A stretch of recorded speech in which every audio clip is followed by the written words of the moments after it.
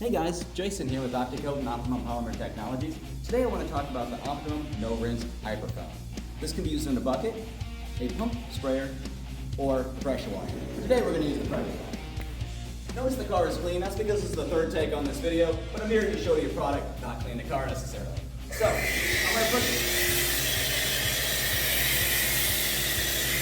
One of the things I want you to notice about this foam is it's very thick, and it's not just running off the car.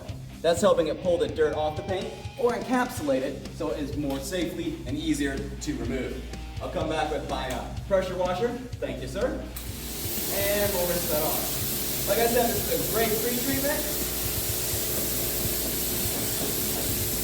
And I'm going to come back with my Hyperfoam in my bucket and my sponge.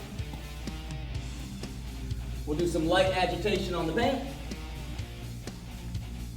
And